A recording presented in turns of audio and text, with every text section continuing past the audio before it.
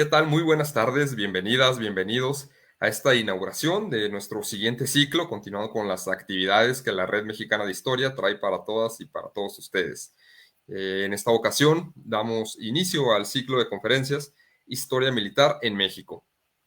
Para este primer momento tenemos la participación muy importante, muy destacada del doctor Ricardo Trillanes Sánchez. Bienvenido, doctor, un gusto que esté aquí con nosotros. Gracias, maestro Flores. Igualmente, muchas gracias por la invitación.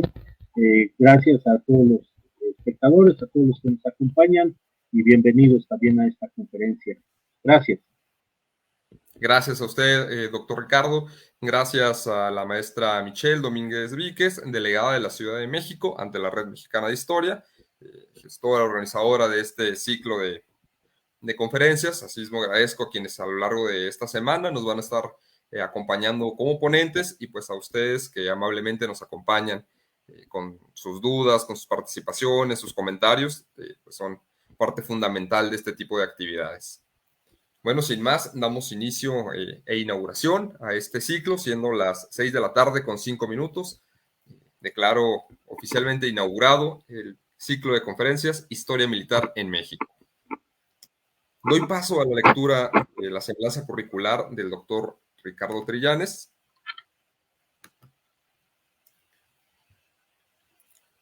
Experto en falerística, órdenes de caballería, heráldica, medallas y condecoraciones, armas y tecnología, miembro benemérito de la Sociedad Numismática de México, académico, correspondiente en la Academia Fallerística de Portugal, primer mexicano y segundo latinoamericano en ingresar a esta academia. Académico correspondiente en la Academia Lusitana de Heráldica en Portugal. Primer mexicano y primer latinoamericano en recibir este honor al ingresar a esta academia. Doctor, pues realmente un gusto que esté con nosotros. Esta semblanza curricular respalda de manera excelente su trabajo, sin embargo, se queda corta a comparación de su trayectoria y seguramente del conocimiento que está por compartirnos, doctor. Adelante, la palabra es toda suya.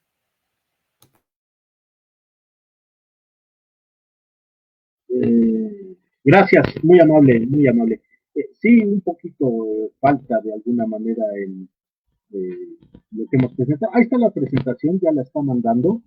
Miren, les explico.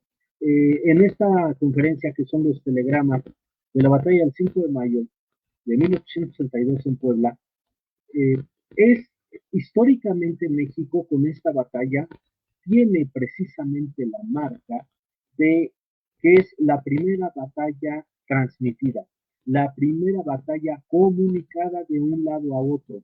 Sabemos que en las batallas está el estafeta. Militarmente, ¿quién es el estafeta? El estafeta es aquel sargento, cabo, pero sobre todo sargentos, que van a llevar del frente hacia la retaguardia, o sea, de la vanguardia hacia la retaguardia, van a llevar la información que los generales, que los oficiales que siempre se quedan, sobre todo los generales que se quedan en retaguardia, viendo desde casi siempre un lugar alto, van a enviar las órdenes a su frente, es decir, los movimientos, porque ellos como grandes estrategas están dando las indicaciones.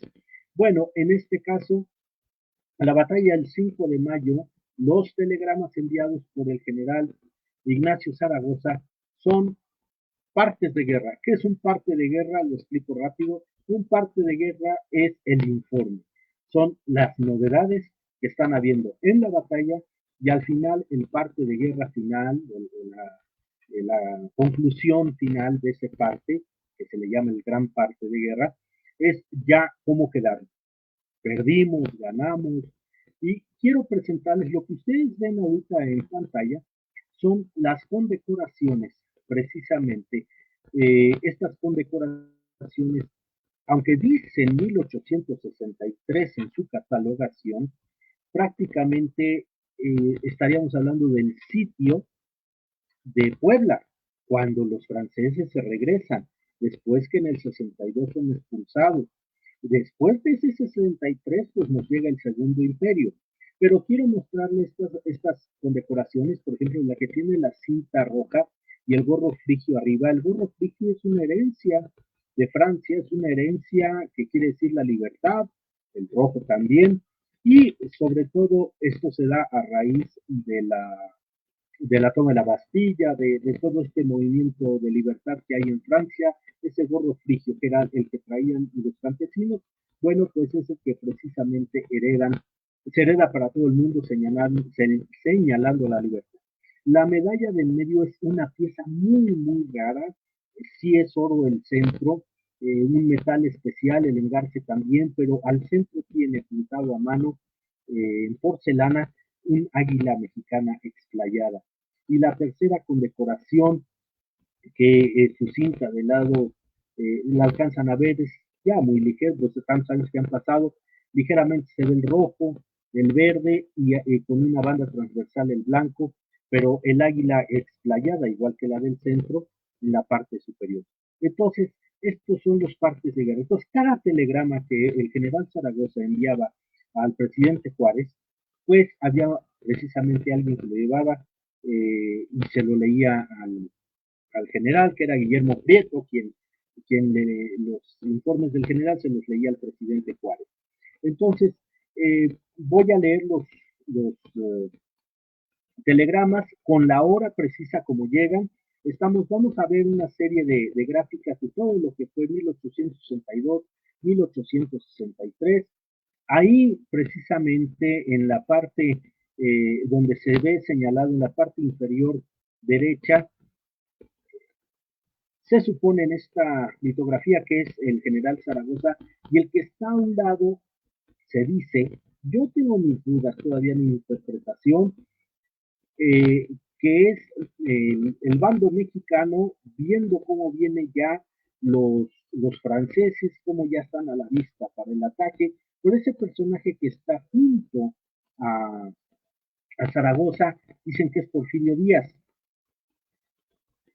Más bien se parece al conde de Lorenzés, que era quien venía al mando de las tropas francesas.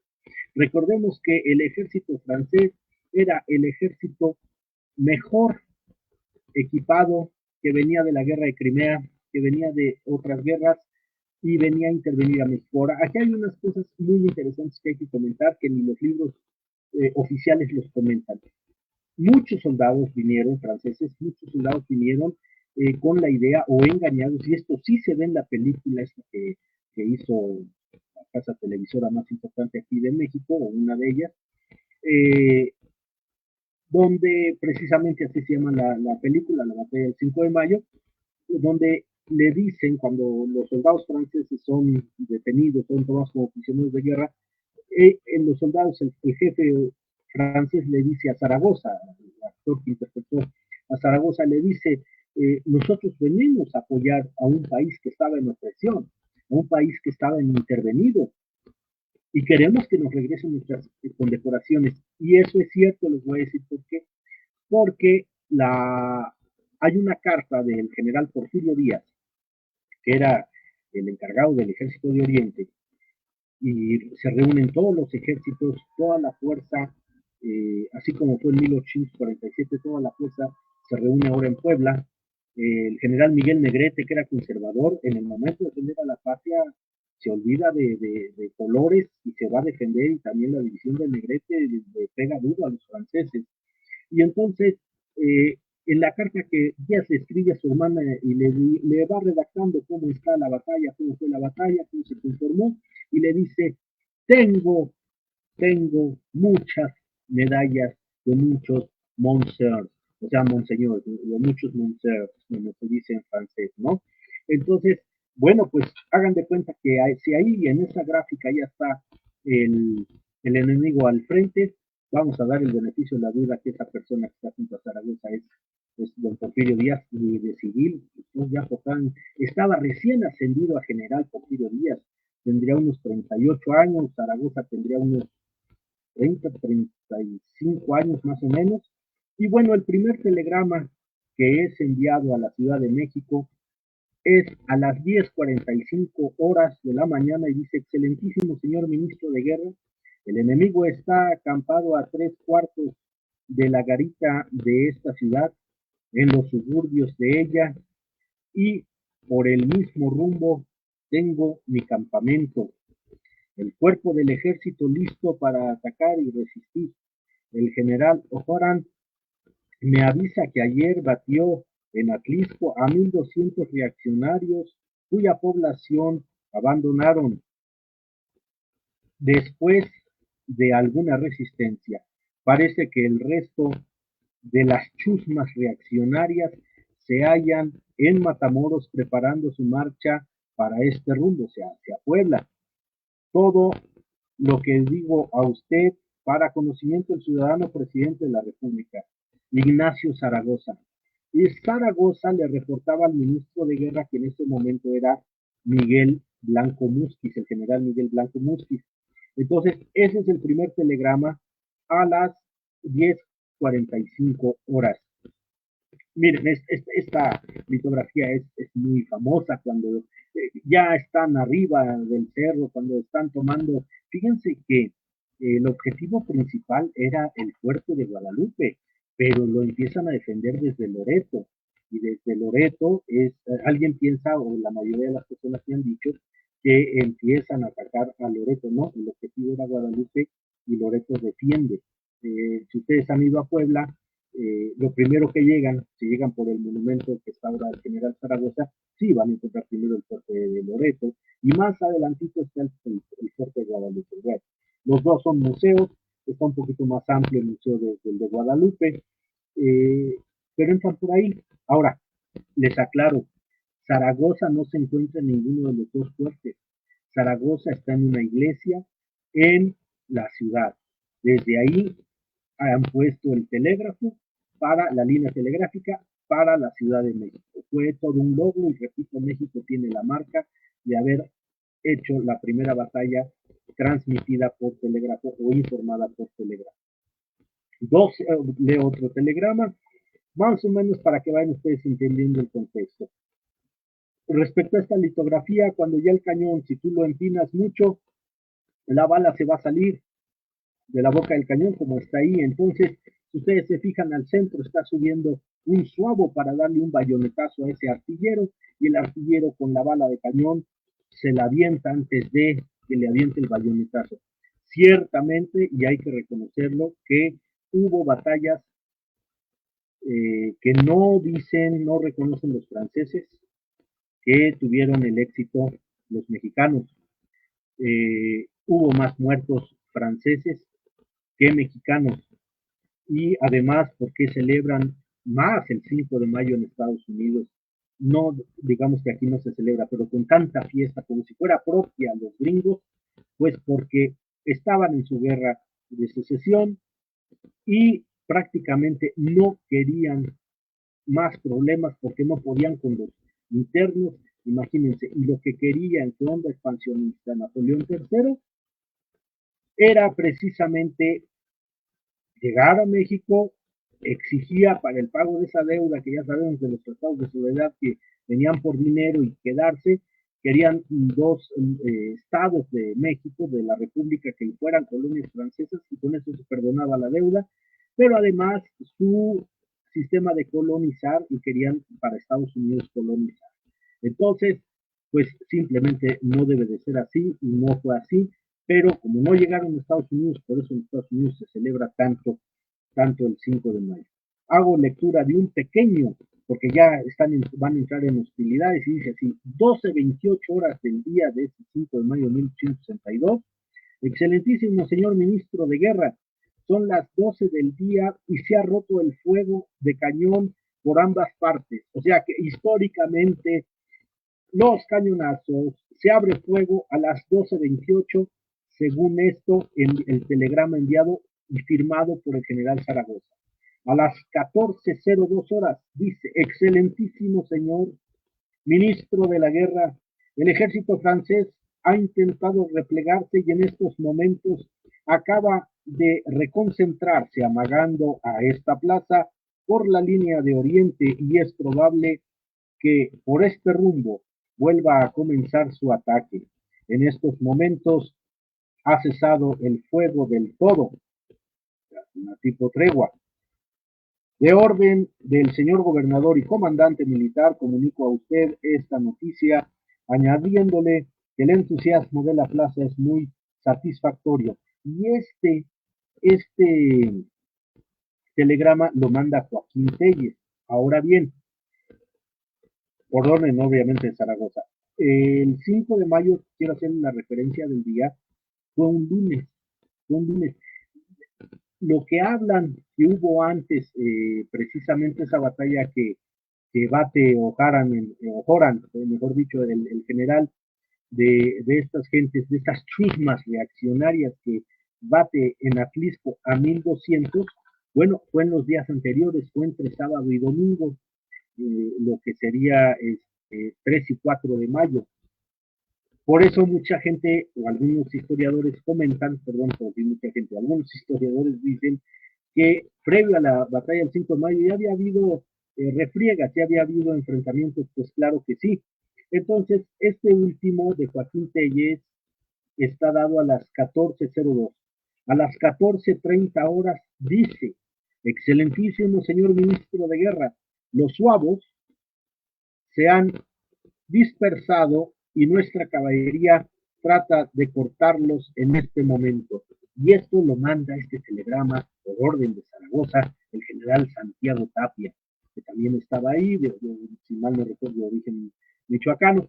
Bueno, pues Tapia es lo que está comenzando. Ahora, a informar. Ahora, se comenta los guías de allá de Puebla, que pues, muchas veces son jovencitos estudiantes que les dan una embarrada de historia y dicen, como cuando uno al Cerro de las Campanas, bueno, que desde las 2 de la tarde comenzó a llover, pero más bien fue una descarga fluvial muy fuerte y nos vamos a los hechos, al telegrama. Este último telegrama donde dice que los suavos ya se están replegando y se están dispersando porque va la caballería, es cuando entra el ala que está Porfirio Díaz y su hermano, el Chato Díaz, los atacan, que es cuando Zaragoza, él después le reclama a Zaragoza que por qué no los dejó acabarlos. Ya había habido una refriega de días en las cumbres de Acurcingo. Entonces, vamos a lo que es a las 17:15 horas, 5:15 de la tarde de ese día. Fíjese, dice así: 2 horas y media nos hemos batido.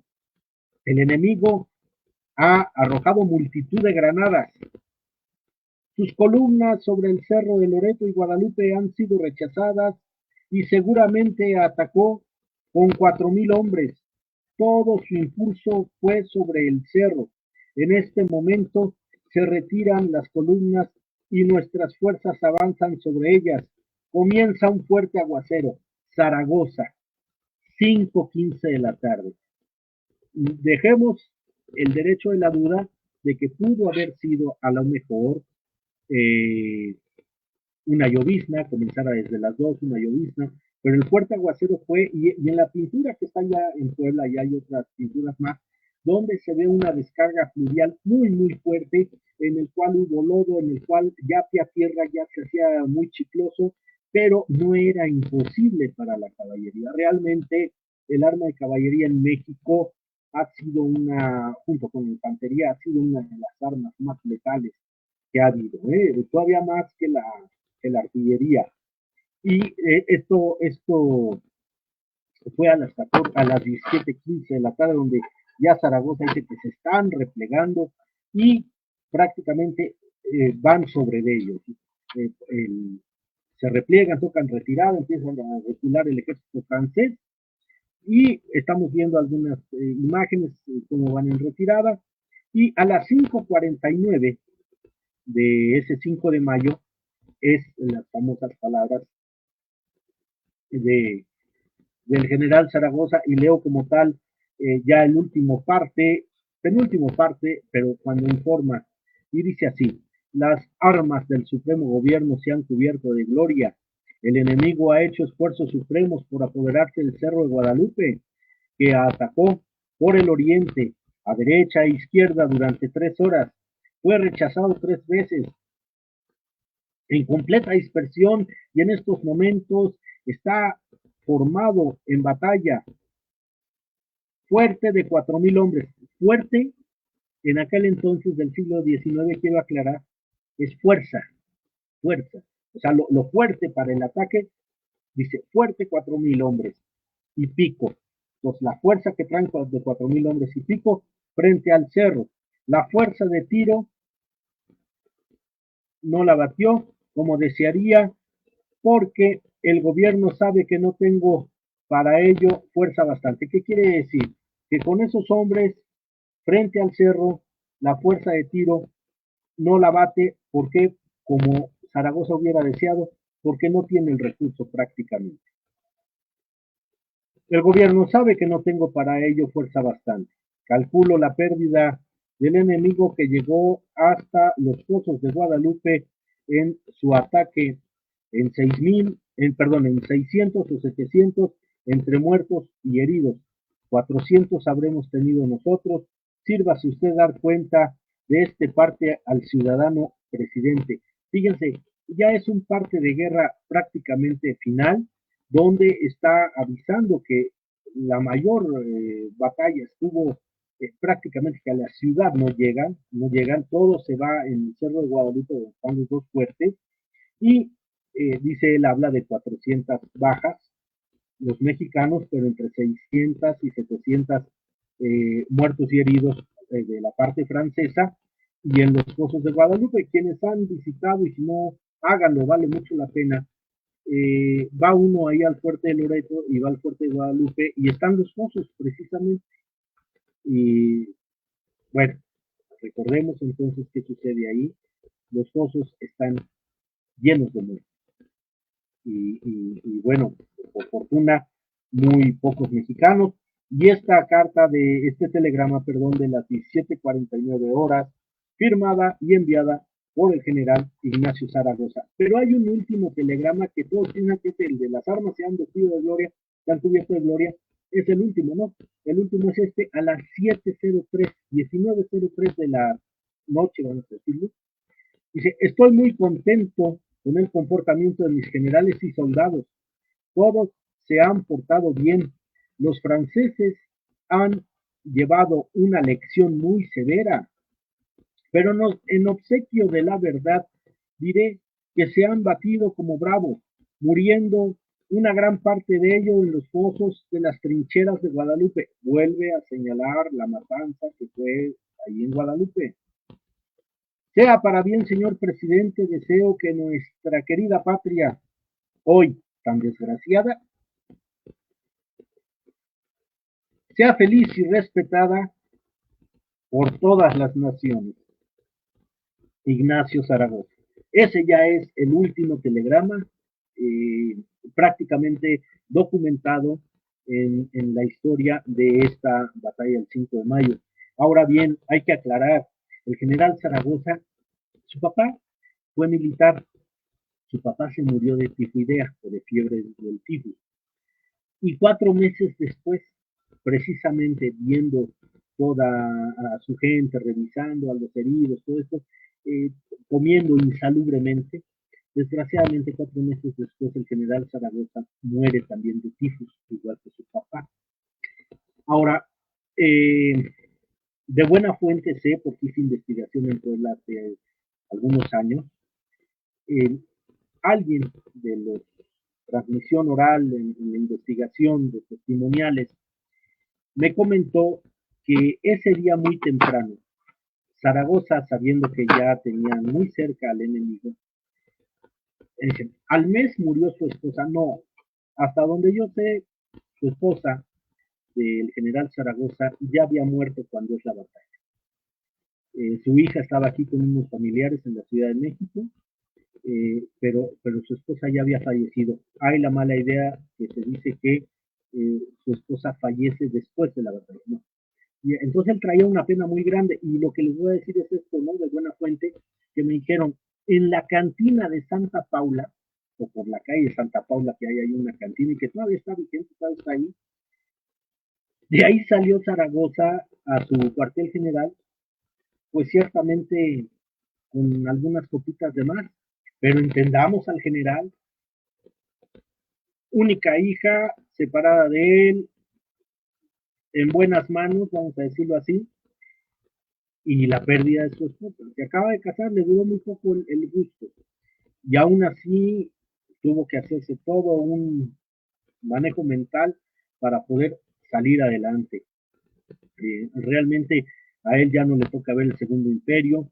También en estas refriegas entre todos estos generales, Negrete, Díaz, el Chato, su hermano, La Madrid, eh, todas estas pléyades de grandes militares, generales mexicanos.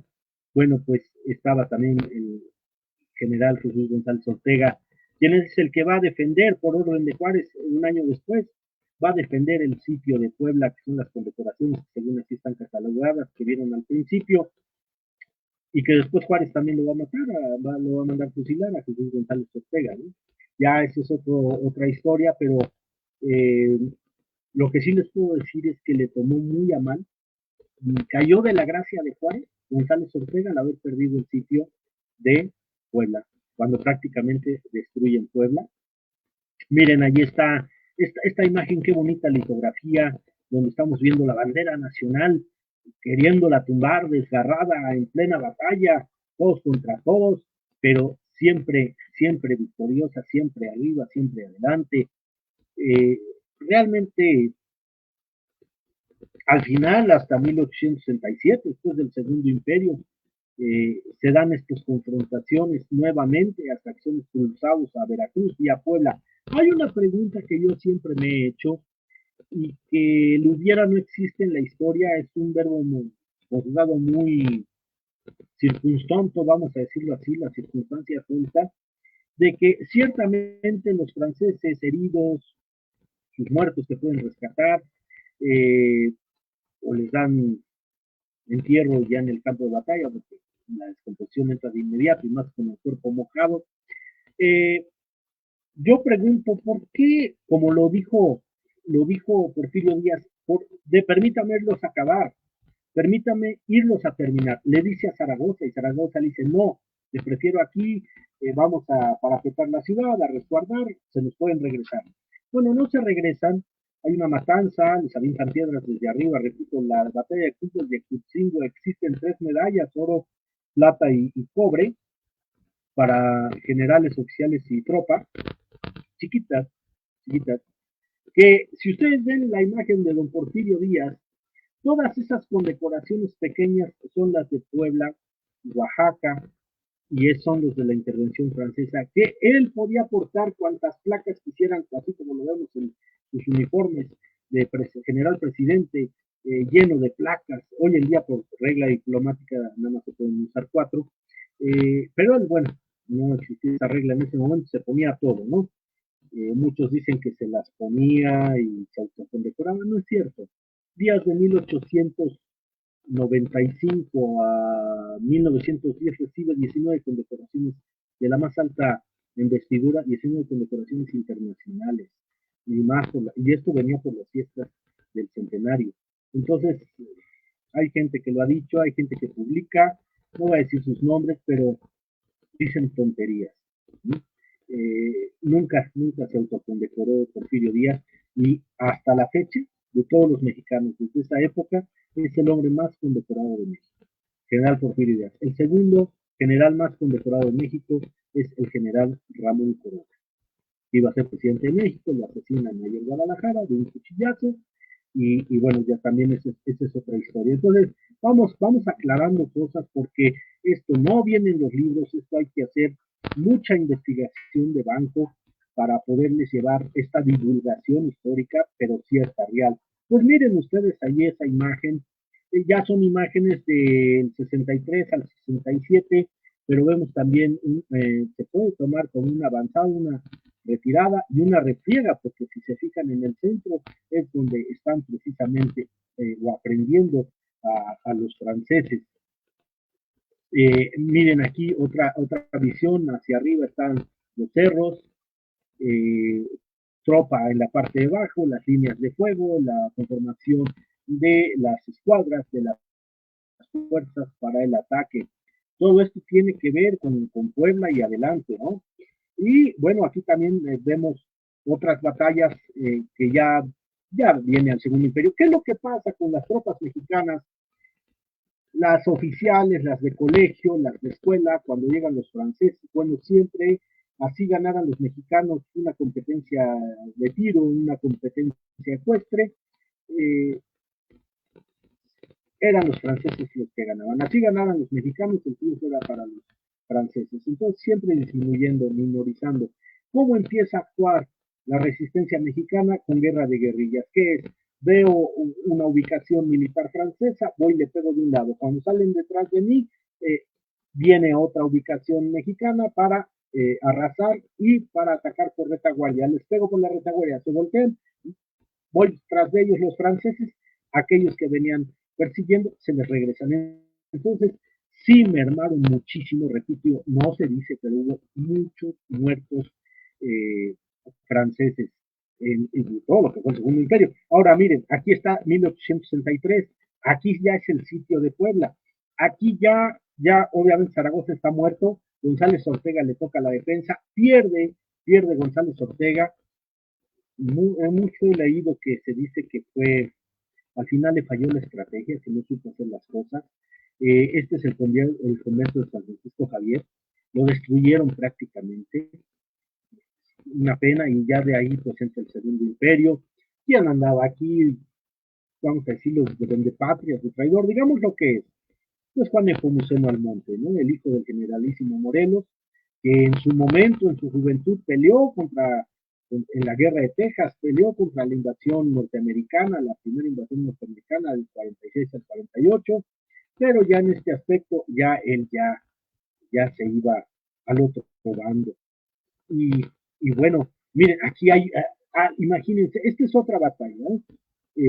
Pero vean cómo está descargando la nube. Yo me supongo, quiero pensar, por ese telegrama penúltimo de Zaragoza, o antepenúltimo, que dice que está empezando a llover fuerte, ha de haber habido una descarga del cielo. Repito, en esta litografía se deja ver muy claramente. Esta es la batalla de la Carbonera. Esto ya estamos hablando hacia 1864, más o menos, que la ganan los mexicanos, ciertamente, ya contra los belgas. Suavos ya no había tanto, pero sí estaba apoyado Maximiliano de Habsburgo por tropas europeas, hasta que Napoleón III va a empezar la guerra con Prusia y las retira. Y Bazán todavía, fíjense, va el general, el mariscal, mejor dicho, Aquiles Bazán, quiere, después de que quitan a Lorenzet y que quitan al otro general que lo reemplaza, y Dubois de Salini. Bazán, ahí les da una cuestión histórica, y apúntenlo porque puede ser hasta pregunta de tesis. ¿Quién expulsa al ministro plenipotenciario Dubois de Salini y a Antonio López de Santana de México? El mariscal Aquiles Bazán. Él era el encargado militar, era el, vamos a decirlo así, el segundo después de Maximiliano, ni siquiera los mexicanos, y es lo que tenía los generales que murieron con él. Leonardo Márquez no murió con él, se va a Cuba, traicionando todo, Mejía, Miramón, Negrete también se llega a pasar de aquel bando, pues se regresa, pero fue precisamente Bazán quien saca de México ya a Antonio López de Santana, que también hubiera querido hacer cosas ahí raras, 11 veces presidente de México, y a Dubois de Salini, que se casa con una mexicana. Fíjense lo que son las cosas. Igual que Bazán se casa con una mexicana. En fin, miren, ¿no? Otra refriega, también donde ganan los mexicanos. Déjenme decirles que en Francia, en los libros de la enseñanza básica, o sea, en primaria en Francia, no se habla de este tema. No se habla de Napoleón III. Se habla mucho de Napoleón Bonaparte, o Napoleón I. De él sí se habla, del gran emperador. Pero este capítulo de Maximiliano y este capítulo de que Francia perdió en México, aunque hay unas calles que se llama, hay una que se llama Cerro Borrego, la Avenida de México, una cosa así, ahí en París, en los libros de texto no se habla de esto mucho. Tienen que buscar algunos informes, algunos libros quien quiere investigar esto de los franceses, porque es como en Alemania no hay literatura, en Alemania no se habla de la Segunda Guerra, no se habla del Holocausto, por eso cuando fue hace algunos años una exposición de la Segunda Guerra, que llegó a Alemania, una exposición internacional que no era de origen, así como cuando vino Miguel Ángel, la exposición de Miguel Ángel aquí, que había filas y colas de día y de noche afuera de Bellas Artes, allá en Alemania también así fue, porque muchos nuevas generaciones no conocen qué fue lo que pasó en la Segunda Guerra, ni el papel tan importante que jugó Alemania y la destrucción que hizo Alemania a demás países. Hay cosas que quieren tapar, que quieren callar, como tapar el sol con un dedo, pero eso va a ser imposible. Y bueno, aquí termino la presentación. También este es un águila pintada a mano, al óleo, en un vitral preciosísimo que está de orden militar en una situación de un ventanal que pertenece al ejército. Entonces, aquí concluyo, termino por decirlo así, lo que es la presentación y la lectura. Creo que estoy terminando a tiempo. De la lectura de lo que estos partes de guerra, repito, ya expliqué que es un parte de guerra, de los telegramas de el general Ignacio Zaragoza y sus generales alternos al mando también, o subalternos, que hace precisamente para la batalla de Puebla. Repito, es la primera batalla comunicada a través de telégrafo del mundo. Ya de ahí toman ya para la Primera Guerra Mundial también. Entonces, pues hasta aquí no sé si hay mucha historia más. De verdad que es un honor para mí inaugurar este ciclo. Con esto me limitan a un tiempo, lo entiendo perfectamente bien, pero bueno, repito, este tema da para más, porque hay que ver también la parte francesa, hay que ver por qué llega el Segundo Imperio, que ya lo sabemos todos. Sí, pero hay batallas que, repito, ganaron las guerrillas mexicanas y no vienen ni en, bueno, para que me entiendan, no vienen ni en Wikipedia. Entonces hay que investigarle bastante, pero México realmente no nada más la gloria fue el 5 de mayo, sí, se perdió en el 63, llegó el Segundo Imperio, pero nunca pudieron gobernar como quisieron, los militares nunca pudieron hacer las cosas como ellos querían, porque la guerrilla, la resistencia mexicana, así como lo fue la resistencia francesa y la resistencia italiana en la Segunda Guerra, no se los permitieron. Muchísimas gracias.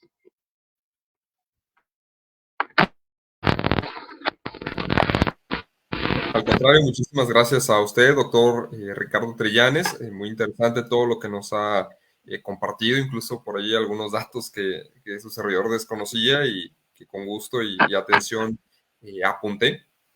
Entonces, pues de bastante conocimiento, ¿no? Todo lo que nos ha compartido.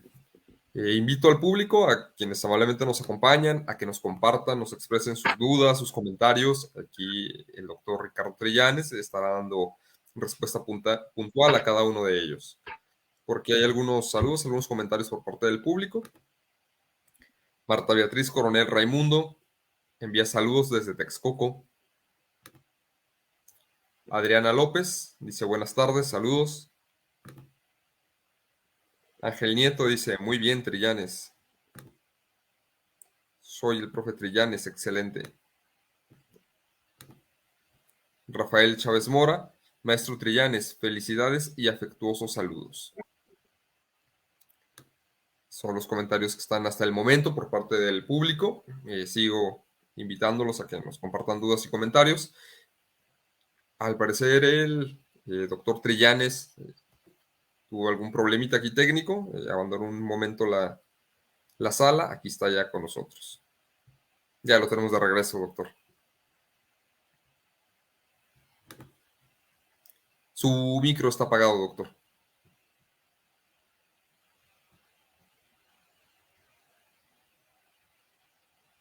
Ya hay variantes ahorita de luz, aunque está el regulador y todo, pero bueno, está lloviendo muy fuerte, como allá, como en Puebla hace tantos años.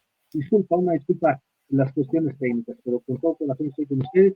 No alcancé a escuchar las primeras personas y rápidamente me las puedo repetir. Maestro, si fuera tan amable, muchas gracias, Claro, maestro Chávez Mora, gracias. sí, con todo gusto. Tenemos saludos por parte de Marta Beatriz Coronel, también saludos de Adriana López, de Ángel Nieto, felicitaciones y saludos de Rafael Chávez Mora. Por Sí, aquí hay alguna gracias. pregunta. Kevo Eribes dice, entonces la batalla de Puebla del 5 de mayo fue la primera batalla transmitida a través de telegramas en el mundo. La marca que tiene México, sí, hasta donde tengo entendido, sí. Es la primera batalla eh, transmitida y esos telegramas se guardan, quedan ya como partes de guerra, o sea, como informes del momento. Ya no imagínense cómo iban a enterar, regresar la información ni por estafeta, no en estafeta la empresa, no. El estafeta ya expliqué, es el soldado, el sargento que lleva y trae, y en sí les va a decir una cosa. Hitler en la Primera Guerra Mundial era sargento y él era estafeta. Él llevaba y traía la información de la retaguardia a la vanguardia y de la vanguardia a la retaguardia, y en una de esas corridas, porque tenían que correr, él era un hombre que corría bastante bien en una de esas andanzas, se dan cuenta los centinelas que lleva la información, lleva su maletita y le disparan recibiendo un balazo me parece, en el brazo, pero el que le causa casi la muerte fue un balazo en el glúteo derecho. Le dan en la nalga derecha y eso lo lleva al hospital de campaña. Y de ahí, bueno, les agarra un odio terrible. Empieza a lucubrar todo lo que después va a venir. Pero Hitler desde la... Y es ahí donde gana precisamente la Cruz de Hierro en primer grado, que es la cruz que va aquí en la bolsa de la camisola, sin cinta, es una placa a lo que se atornilla por la parte de atrás. Ahí es donde recibe esa condecoración. Gracias, doctor. Continuamos con las preguntas. Ángel Nieto comenta, mi maestro, tengo una pregunta. ¿Cómo influyó la batalla de Puebla en el poder para el gobierno de México? A ver, está un poquito ambigua. ¿Cómo influyó la batalla de Puebla en el poder para el gobierno de México? Bueno, obviamente México demuestra al mundo que cuando se quiere defender la patria, cuando se quiere defender al país, no va a haber fuerza extranjera que pueda con México. Quedó muy claro, y también y a Juárez obviamente queda como un hombre predominante, como un gran líder, Juárez, así como ahora muchos lo quieren emular. Pero bueno, no. Y cuando también da la orden del fusilamiento de Maximiliano, que hasta este escritor Víctor Hugo, déjenme decirle que Víctor Hugo desde la batalla de Puebla manda telegramas diciendo que resistan, que es injusta la invasión, que no es justo lo que está haciendo Napoleón III y les da ánimos a los mexicanos. Pero cuando van a matar a Maximiliano, dice, no, por favor, no hagan eso, es de lesa humanidad y todo esto. Sí, pero Juárez le aplica la ley donde decía que quien fuera subversivo ante el gobierno, declarándose un gobierno, pretendiendo ser presidente, un gobierno espurio, iba a ser pasado por las armas. Eso lo quiere hacer González Ortega y por eso lo manda a fusilar. Y por eso no le perdona la vida a Maximiliano. Ahora, eso de que Maximiliano era masón y también Juárez, Maximiliano era emperador católico. Sí, tuvo alguna relación con la masonería, pero en la cuestión diplomática, él nunca fue de ninguna de Yorquín o de los otros, no. Juárez sí, igual que Porfirio Díaz.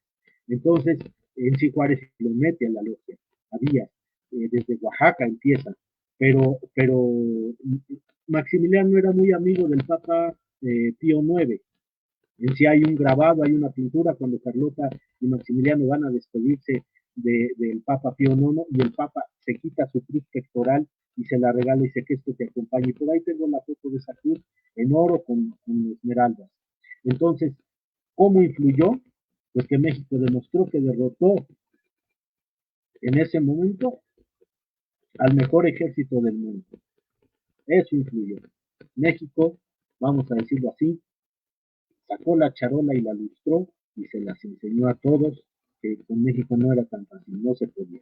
Ya había habido la invasión francesa de los pasteles y donde también se terminó pagando una deuda que precisamente por la falta de ese pago de deuda de tantos años, pues vienen esas tres naciones pues a negociar, que era Inglaterra, que era España, y por eso la calle de General Prim, de aquí de Juan Prim, la lleva porque el general Prim español es el que media y es el que de alguna manera dice no tenemos nada que hacer aquí, nos han tratado muy bien y nosotros nos retiramos y damos tiempo para que la deuda se pague y sin embargo los franceses venían por dinero y venían por territorio. Y de ahí si se podían brincar a Estados Unidos y ser realmente les voy a decir otra cosa que a lo mejor no sabían. El nombre de Latinoamérica se lo debemos a Napoleón III. Es así como bautiza esta parte de México para abajo, para él, porque América pues era Estados Unidos. Entonces él le pone Latinoamérica porque hablábamos del derivado del latín, el castellano. A ver si fue contestada la pregunta de Ángel. Muchas gracias. Excelente respuesta, doctor. Tocó un tema muy interesante, de repente, a lo mejor no polémico, pero sí una duda muy constante al momento de abordar temáticas del Segundo Imperio, específicamente de Maximiliano, que es si era masón o no. Eh, Hace algunos años acudí a una conferencia virtual, no recuerdo el nombre del ponente, pero me gustó mucho la manera o la dinámica en que manejó la ponencia. Les voy a ofrecer como la lista de documentos con los que pudiera pensarse que sí fue masón. Aquí está la lista de documentos con la que pudiera pensarse que no es masón. Hagan su y con base o analizando ambas listas, yo en lo personal considero que no es o que no fue, hagan su consideración. Entonces me agradó mucho esa dinámica. Efectivamente, compartí la misma postura con el ponente en que pues no fue masón, no así Benito Juárez, ¿no? Entonces, pues de acuerdo con usted, doctor. Sí, sí, sí, no, y además restituye en su tercera época, que va a ser la última, la Orden de Guadalupe.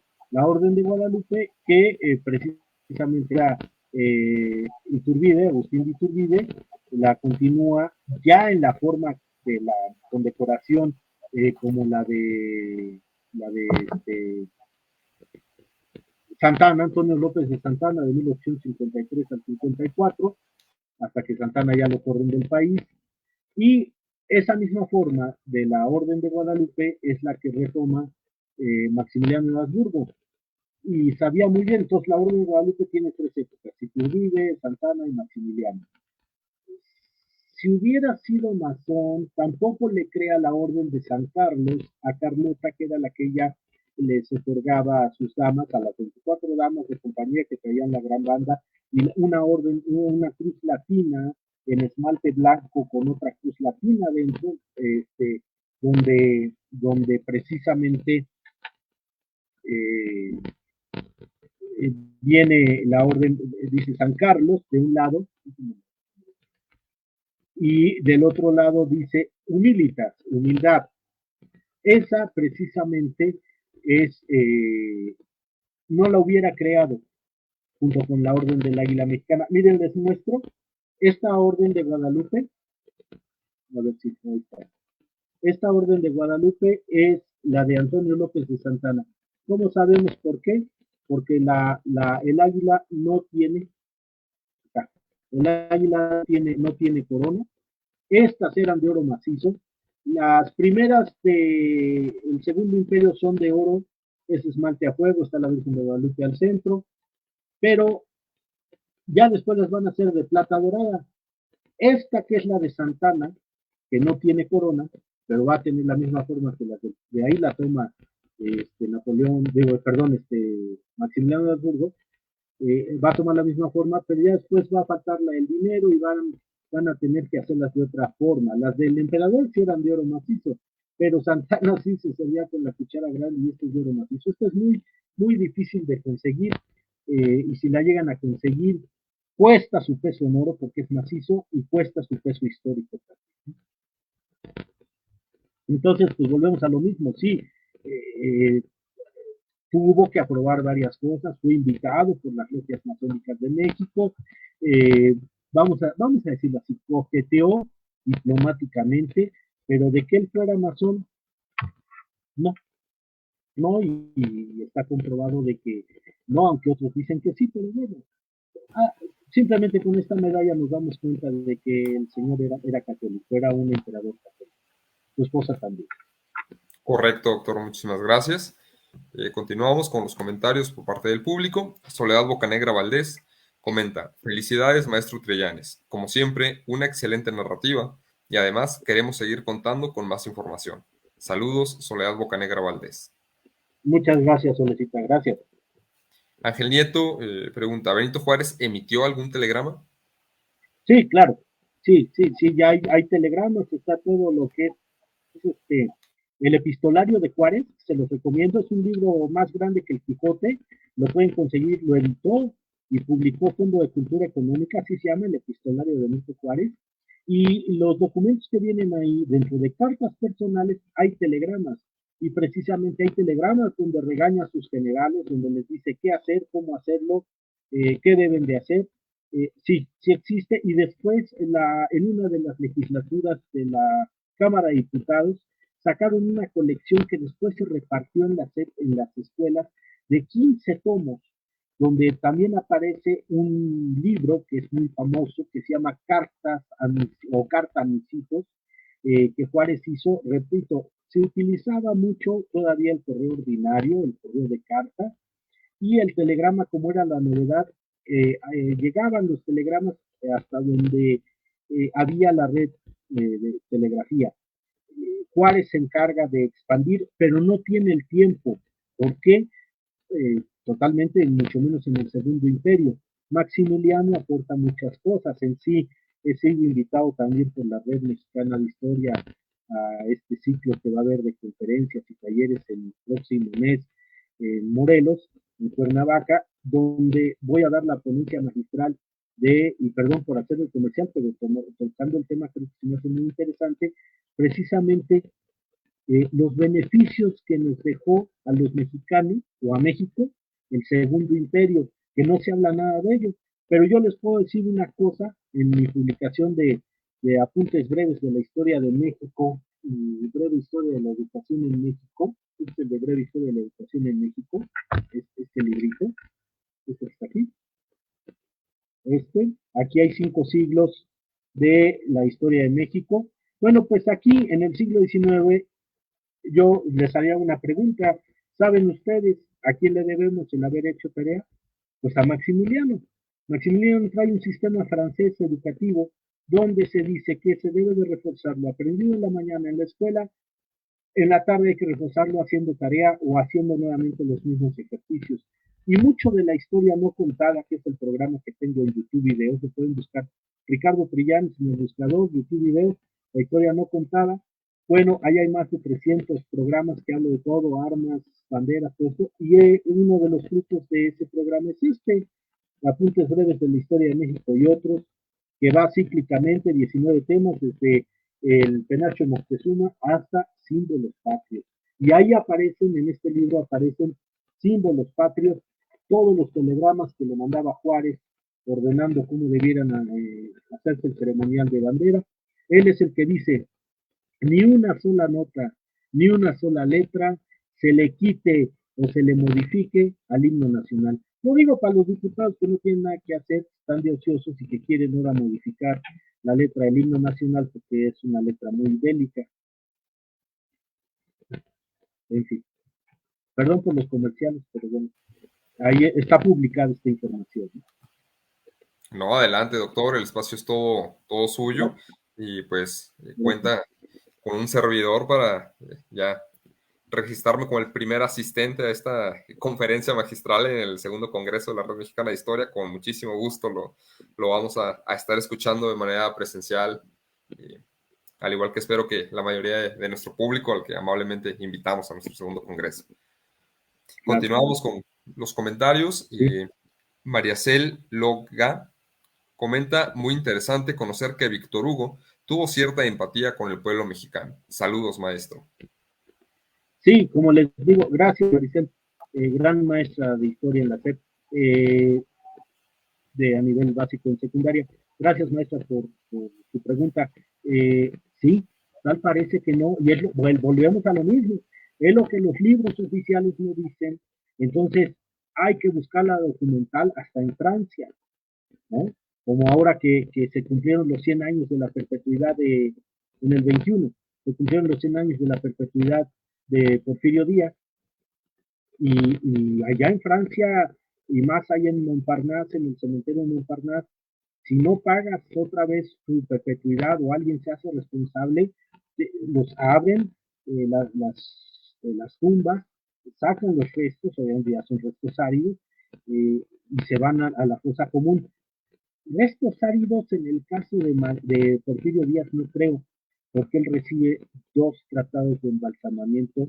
Cuando lo saca San Honor fue su esposa, que está 6 años, ahí 7 años, en la primera iglesia, y de ahí se lo lleva a Montparnasse por regla de sanidad, de las reglas de salubridad francesas.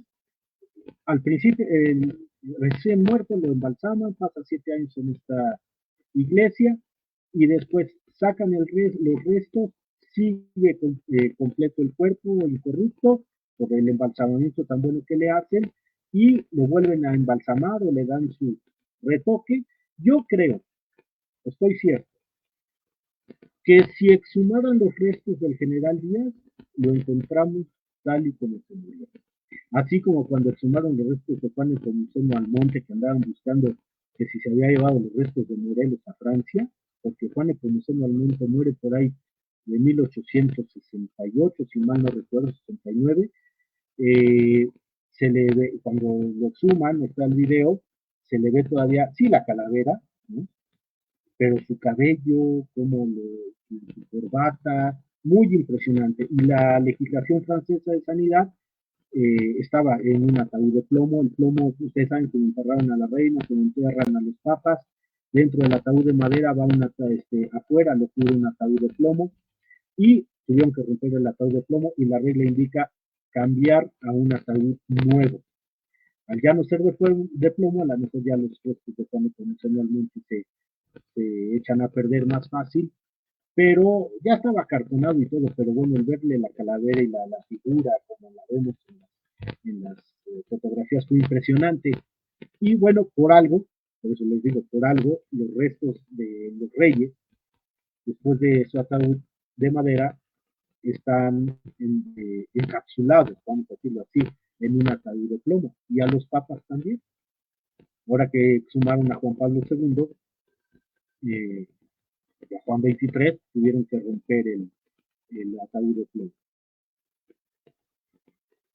Adelante, adelante. No sé si me desvío de la pregunta, pero bueno, son muchos datos, repito, que esto ya para una semana. Muchas gracias. Tenemos una última pregunta por parte de Kevo Eribes. ¿Dónde podemos consultar estos telegramas? ¿Están en línea en el Archivo General de la Nación? Debe de haber copia en el Archivo General de la Nación, seguramente sí. Otro de ellos está que el Instituto Mexicano de Estudios Históricos de la Revolución Mexicana, en línea hay un libro precisamente de la batalla del 5 de mayo, y en su relatoría el investigador, ahí aparecen los telegramas principales, que son los que yo le leí.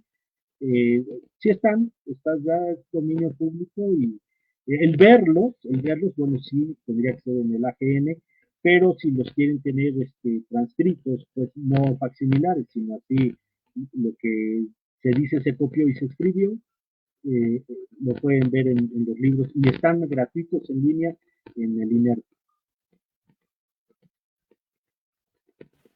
Muy bien, doctor, muchísimas gracias. Bueno, esas fueron las preguntas, los comentarios por parte de nuestro público.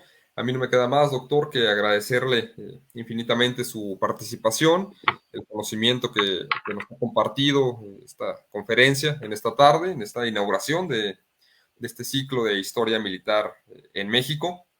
Reitero que lo esperamos con muchísimo gusto, doctor, en el segundo Congreso de la Red Mexicana de Historia en la ciudad de Cuernavaca, 1, 2 y 3 de junio de este año. Y pues a quienes amablemente nos acompañaron a lo largo de esta conferencia, también muchísimas gracias. Los esperamos el día de mañana con nuestra segunda actividad, con nuestra segunda conferencia. En un momento les comparto el título y el ponente. Vamos a tener el día de mañana el tema Los guerreros Cuangariecha, la orden militar de los antiguos tarascos, por el licenciado Ricardo Carvajal Medina de la Universidad Michoacana de San Nicolás de Hidalgo. Entonces, pues los esperamos el día de mañana. En un momento más en redes sociales va a estar publicado el programa completo para que puedan consultarlo y estar al tanto de las conferencias, de las charlas que vamos a tener en este ciclo de conferencias. Doctor Trillanes, nuevamente muchísimas gracias. Gracias a todas y a todos. Que tengan muy buena Gracias, noche. Hasta mañana. gracias, hasta luego.